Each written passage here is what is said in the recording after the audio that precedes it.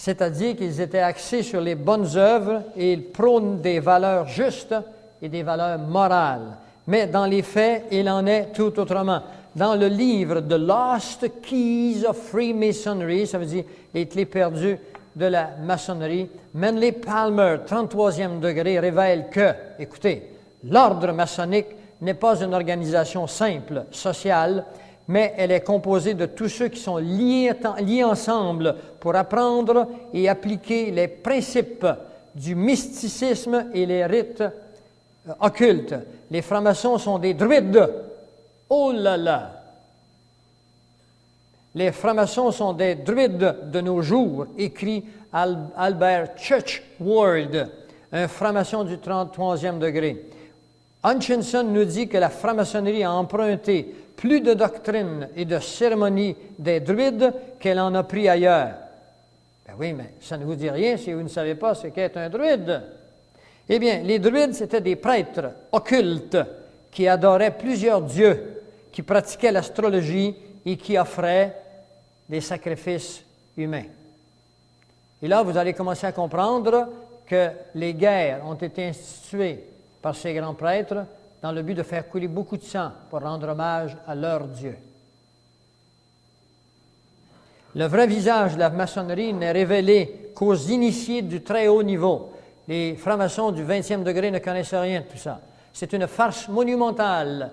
C'est des cours de sociologie, de protection entre eux, jusqu'au 30e degré. Au 30e degré, l'initiation doit se faire en reniant Jésus, en reniant la Bible et en donnant sa vie à Lucifer. Le vrai visage de la maçonnerie n'est révélé qu'aux initiés. William Hearst, un haut dignitaire des loges, écrit ceci, l'initiation maçonnique.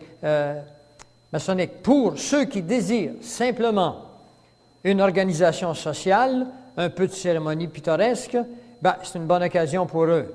Mais la maçonnerie ne sera jamais plus qu'une formalité pour eux, parce que comme elle a toujours été pour beaucoup de gens. Et eux-mêmes resteront toujours, on parle des maçons qui précèdent le 30e degré, resteront toujours dans l'ignorance de la signification et de son but et de ses grandes possibilités.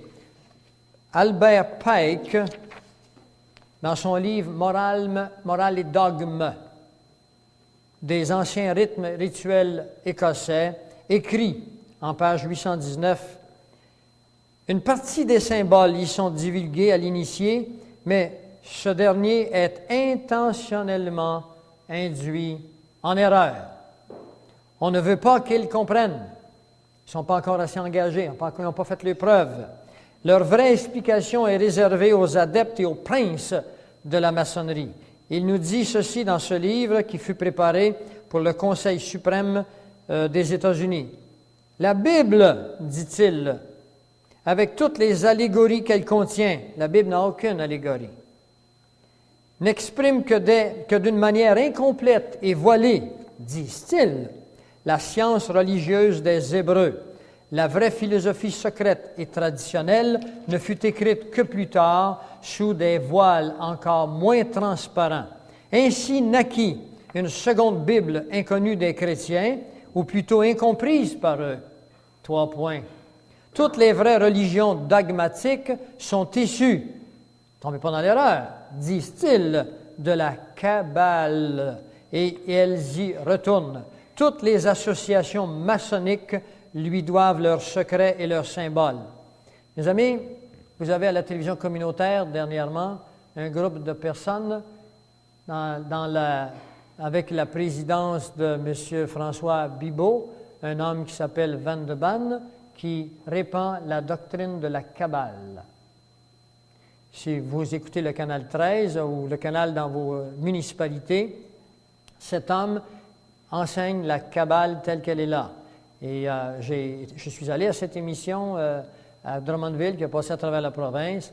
Et puis, j'ai expliqué où nous étions dans le temps.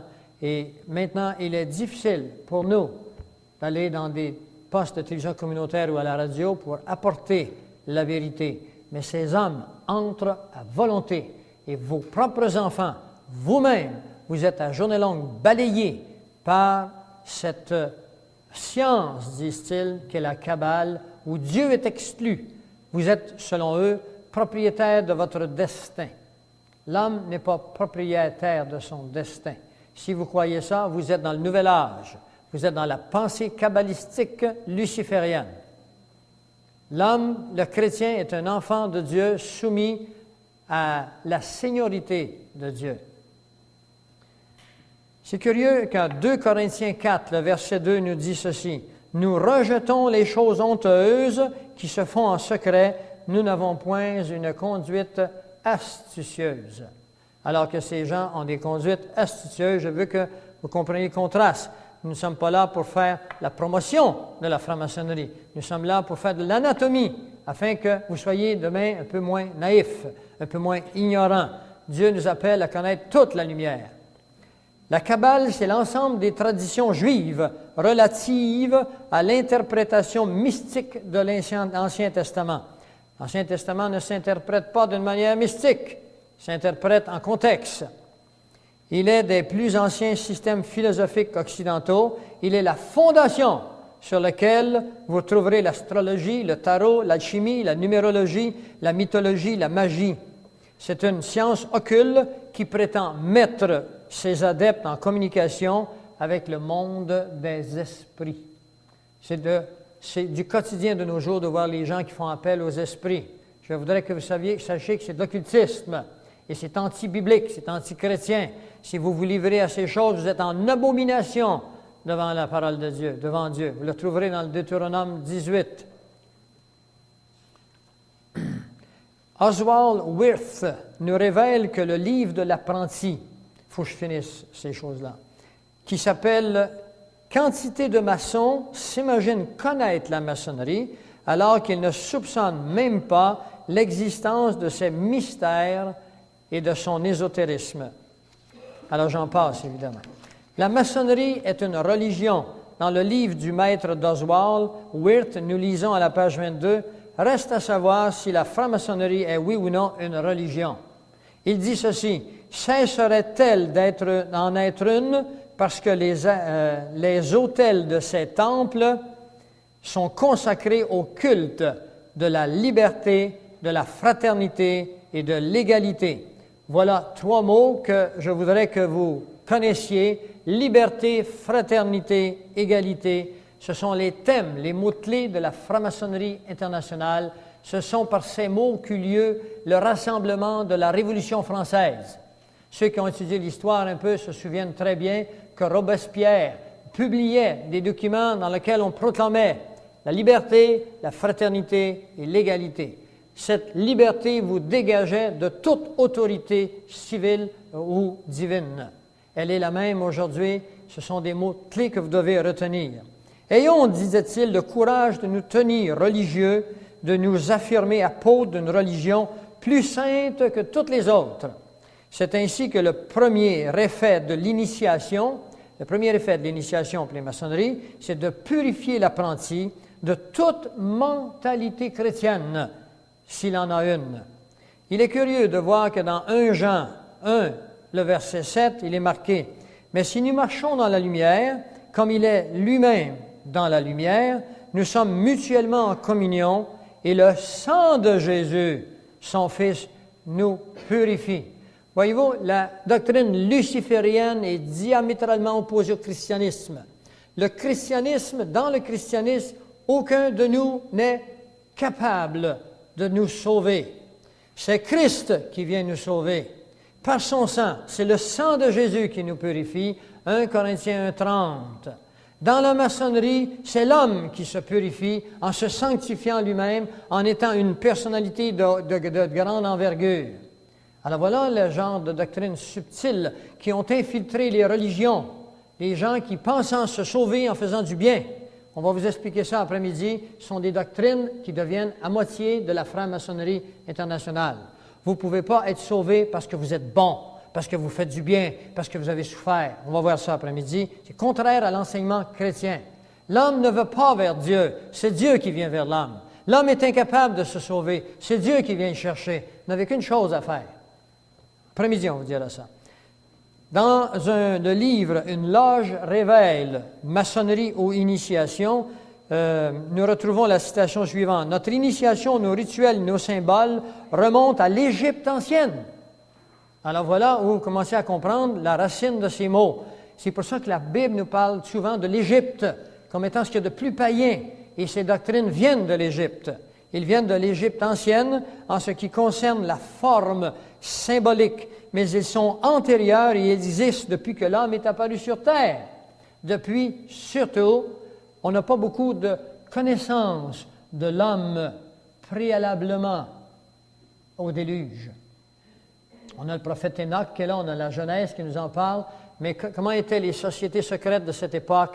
On le sait en fonction de la pensée luciférienne qui existe depuis que l'homme fut tenté par Lucifer. Eh bien, il faut retourner à Babylone avec Nimrod pour comprendre que Nimrod eut les mêmes pensées que Mérovie, que les Templiers, que la Ligue des Nations, que les Nations Unies. La Ligue des Nations et les Nations Unies, c'est un même mot qu'ils ont viré à l'envers parce que la Ligue des Nations a été rejetée par le Congrès américain en 1923. Alors, il fallait revenir à la charge, mais sous un autre nom. 1945, à la fin de la guerre, on créera les Nations Unies. En Égypte, les confréries des bâtisseurs jouaient un rôle prédominant. Pharaon lui-même était un maître d'œuvre. Ils avaient des choses secrètes qu'on appelle la langue sacrée, la science des symboles, le déchiffrement des lois créatrices, l'astrologie, la magie, l'alchimie, pour ne citer que quelques-unes. Alors, je vous en passe ici parce que nous sommes très en retard, vous n'êtes pas arrivés à temps. Je vais vous le dire jusqu'à demain matin. Albert Pike est un grand pontife de la franc-maçonnerie universelle du 33e degré. C'est le grand prêtre de l'Église satanique qui déclarera le 14 juillet 1889 ce que nous devons dire à la foule. Il ne dit pas cela aux francs-maçons du 10e, 20e, 29e degré. Il faut commencer au 31e degré. Voici ce qu'il leur dit. Ce que nous devons dire à la foule, c'est que nous adorons un Dieu, mais que le Dieu que nous adorons est sans superstition. À vous, grands inspecteurs et généraux souverains, nous disons ceci pour que vous puissiez le répéter aux frères du 32, 31 et 30e degré. La religion maçonnique devrait être pour nous tous initiés de haut degré, maintenue dans la pureté de la doctrine luciférienne. Si Lucifer n'était pas Dieu, disent-ils, qu'est-ce que Adonai, c'est-à-dire Jésus, le Dieu des chrétiens, pourquoi le Dieu des chrétiens, dit-il, le calomnierait, c'est-à-dire prendrait la peine de répandre des fausses choses dangereuses sur son compte, parce que Jésus nous dénonce Lucifer et ses œuvres. Alors il dit, s'il n'était pas Dieu, pourquoi Jésus le dénonce?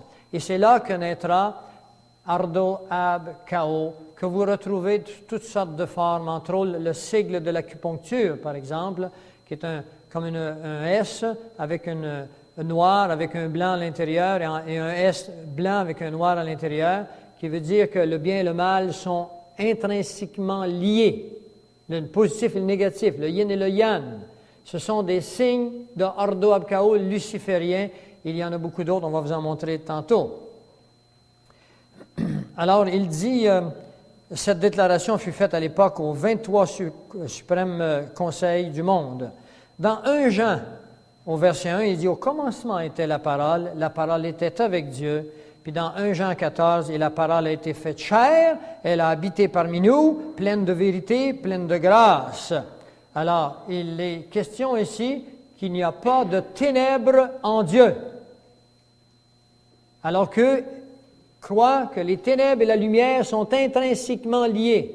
Dieu et Lucifer sont eux-mêmes. Et c'est pour ça qu'un des grandes doctrines du mouvement luciférien, c'est celui-ci, il en est en haut comme il en est en bas. Vous avez déjà entendu cette phrase-là? Ceci veut dire que Dieu et Lucifer sont mêlés, sont le même. Le grand Albert Pike, le général Albert Pike, considéré comme l'un des plus grands francs-maçons, a écrit le livre « Morale et dogme ». Jusqu'à récemment, ce livre était donné aux francs-maçons initiés. Dans un circulaire franc-maçon, il est écrit à propos de Pike, « Il n'y a pas d'homme plus pur et plus noble qui s'est tenu à l'autel de la franc-maçonnerie. Il fut le plus éminent maçon du monde. Dans Romains 3, 23, il est marqué « Tous sont péchés, sont pécheurs, tous sont pécheurs, et tous sont privés de la gloire de Dieu. » Ça veut dire qu'il n'y a pas un homme qui est arrivé au monde depuis Adam qui peut se dire pur. Tous les hommes ont hérité du péché d'Adam, transmis dans vos germes génétiques, dans l'ADN. Et ceci fut découvert par des scientifiques russes qu'il y a dans les germes, dans la génétique de l'homme, quelque chose qu'ils ne comprennent pas, qui ne lui permet pas de vivre au-delà de X années, qui ne lui permet pas de tenir une ligne de conduite continue, qu'ils ne comprennent pas. Vous et moi, si vous êtes chrétiens, comprenez que c'est le fruit du premier péché. Alors cet homme se déclare pur, c'est exactement ce que Lucifer fit devant Dieu. Il se déclara pur. Et sa doctrine répandue maintenant chez les hommes qui mènent notre monde et les a emmenés dans des initiations qui se croient pures. Et eux ne vous croient pas, vous, purs. Vous allez voir dans un instant, ils vont vous offrir comme sacrifice humain sur l'autel de leur doctrine à leur Dieu. Et ceci est préparé, et je vais vous expliquer ça cet après-midi. Cette conférence est composée d'éléments qui semblent disparates, mais c'est un casse-tête qui va prendre toute son entité dans la globalité. C'est pas pour rien que je le mets sur la place publique, que je risque ma vie pour le faire. Vous devez le savoir.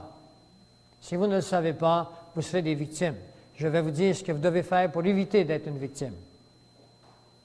Pike a écrit quelques-uns des rituels et les a réécrits pour les degrés du 4e au 33e degré.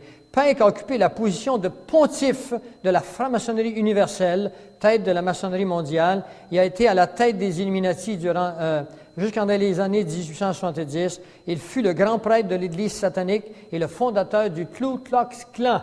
Ça vous dit quelque chose, le Ku Klux Klan? C'est une organisation qu'on trouve aux États-Unis dans le but de se débarrasser des Noirs. Vous devez comprendre que Satan a un but, c'est d'élever l'homme contre l'homme, nation contre nation, race contre race. Entre 1859 et 1871, il mit sur papier les détails d'un plan militaire. Alors là, vous voyez que la conférence gradue vers des réalités, un plan militaire. Ce plan devait servir de base pour l'organisation de 3 guerres mondiales et de 3 révolutions majeures qu'il considérait comme étant nécessaires pour faire aboutir, écoutez bien là, la conspiration à son stade final dans le cours du 20e siècle. Où sommes-nous? 20e siècle. Et ceci correspond entièrement, si vous avez un peu de curiosité, vous irez dans le psaume 2, le verset 1 à 6, où il n'est question d'une conspiration de toute l'humanité contre son oint, contre Jésus-Christ. Et vous allez comprendre que si vous pensez qu'on peut vivre sans croyance, sans foi, vous allez comprendre que Dieu est venu et nous a donné une foi, et vous allez comprendre que ceux qui sont contre Dieu ont également une foi. Il n'y a que le public qui n'en a plus de foi. Mais ce public va se faire balloter ou par ceux qui ont la foi satanique ou par ceux qui ont la foi divine. Vous aurez un choix à prendre. Il n'existe pas de milieu. Pike fut celui qui organisa le nouveau rite paladien. C'est un rite secret qui adore Lucifer, qui pratique l'occultisme et qui réunit l'élite de différentes divisions mondiales. Lorsque les Illuminati et les loges du Grand Orient devinrent suspects à cause des activités révolutionnaires de Mazzini en Europe, s'il y en a qui connaissent l'histoire de Mazzini, il établit 3 conseils suprêmes. L'un est situé à Charleston, en Caroline du Sud, un autre à Rome et un dernier à Berlin, en Allemagne. Par la suite, il fit établir par Mazzini 23 conseils suprêmes. Ces endroits furent des quartiers généraux, des points centraux secrets du mouvement révolutionnaire mondial depuis lors. Mais avant l'invention de la radio par Marconi, des scientifiques eux-mêmes, des Illuminati, avaient mis sur pied un tel système. Pour Pike et les chefs directeurs, qui faisaient partie du Conseil, qui leur permettait de communiquer secrètement entre eux. Ce que je suis en train de vous dire ici, c'est quand Pike était là avec son groupe, ils avaient déjà la science à leur pouvoir avant que le public ait cette science qu'est le radio, puis ils se communiquaient des événements, ils les faisaient arriver dans différents endroits du monde, et les gens se demandaient comment ça se faisait que ça arrivait ensemble. C'est que les sociétés secrètes, eux, se communiquaient entre eux par la science qui existait, qui était cachée au public. Vous devriez comprendre que nous avons la même similitude aujourd'hui. Nous pensons, nous, public, que nous avons, parce qu'on connaît les ordinateurs, on connaît ainsi de suite, que nous avons la science de notre côté. Sachez que les Illuminati mondiaux, qui sont les grands que je vous révélerai cet après-midi, ont une science énormément plus avancée que toutes celles que vous connaissez, qui a été révélée par Lucifer lui-même, afin de s'emparer de la planète dans un proche avenir. C'est le même monde qui se répète. Ce fut la découverte de ces communications secrètes qui permirent à des officiers d'intelligence de comprendre les événements qui, en apparence, étaient sans lien entre eux, qui prenaient place en même temps. Le plan de Pike pour provoquer les guerres, les révolutions, était simple. Il requérait que le communisme, le nazisme, le sionisme politique, ainsi que d'autres mouvements internationaux, soient organisés et utilisés pour fomenter 3 guerres globales et 3 révolutions majeures. La Première Guerre mondiale devait se faire pour permettre aux Illuminati de renverser le pouvoir des tsars en Russie et de faire de ce pays le château fort du communiste athéiste. Les différences entre les Britanniques et les empires allemands furent mises en évidence et exagérées par, écoutez bien le nom, des agents espions qu'on appellera des agentures. Mettez ceci dans votre vocabulaire, des agentures. Les agentures des Illuminati qui sont partout aujourd'hui dans notre monde politique, afin d'être utilisées pour fomenter ces guerres. Une fois la guerre terminée, ordo ab chaos, le communisme devait être érigé en vue de détruire d'autres gouvernements et affaiblir le christianisme. La Deuxième Guerre mondiale, 39-45, pour sa part, devait se faire... Là, j'avais envie d'aller dans une chambre, dans mon ordinateur, pour vous parler de la Première Guerre mondiale, vous parler qu'est-ce qu'ils ont fait, les tsars de Russie, ainsi de suite. Je passe. Si on est en retard, vous êtes arrivé en retard, on continue. La Deuxième Guerre mondiale devait, pour sa part, se faire à partir de l'exagération des différences qui existaient entre les fascistes et les sionistes politiques. Alors, on met beaucoup d'importance sur un mouvement plus que sur une autre, puis on crée ainsi des tensions, et quand les tensions sont prises, on crée un événement, on met le feu aux poudres, puis la guerre prend. C'est comme ça qu'on peut faire prendre des choses. Il y a des gens qui ont cette capacité, quand ils arrivent entre 2 personnes qui normalement sont en paix, et un troisième arrive, et tout le monde se chicane. Ils ont cette capacité de mettre le feu aux poudres. Eh bien, il y a longtemps qu'ils savent ça, eux. Cette guerre devait se faire de telle sorte que le nazisme y serait détruit au profit de l'accroissement de la force politique sioniste, ce qui, par conséquent, devait permettre à Pike, selon le plan de Pike, écrit dans la moitié du 19e siècle, l'établissement de l'État d'Israël en Palestine. Durant cette même guerre, le communisme international devait, de son côté, s'accroître de manière à devenir aussi fort que les nations chrétiennes réunies. Alors, ils l'ont essayé, ils l'ont fait pendant 70 ans avec Staline. Et cet après-midi, nous verrons avec un diagramme au tableau, nous verrons comment Staline était payé par les banquiers internationaux, comment Adolf Hitler a reçu 5 ou 7 millions de dollars pour fomenter la Deuxième Guerre mondiale, comment Mein Kampf, le livre qui a été écrit en soi-disant en prison par Adolf Hitler, fut écrit par les Illuminati et un jésuite dans le but d'arriver à faire la Deuxième Guerre mondiale. Quand je dis un jésuite, je ne veux pas dire que tous les jésuites sont comme ça. Je veux simplement dire que c'était un jésuite. On peut être traître au sein de quelque chose qui a une formation qui se veut autrement. On se servira, par exemple, de Pierre Teilhard de Chardin, qui est un jésuite, pour fomenter la pensée de l'évolutionnisme, qui est un des pères de l'évolution qui est antichrétien. Nous avons été créés et non évolués. Durant cette même guerre, le communisme... C'est bon. Alors, le communisme devait être retenu pendant un petit bout de temps, tout en étant gardé en échec jusqu'au jour où il devait servir. Alors, ouvrez grand vos oreilles. Il y a une cassette ici, je pense, Isabelle, qui va là. C'est pour la réalisation du cataclysme social final. Le cataclysme social final.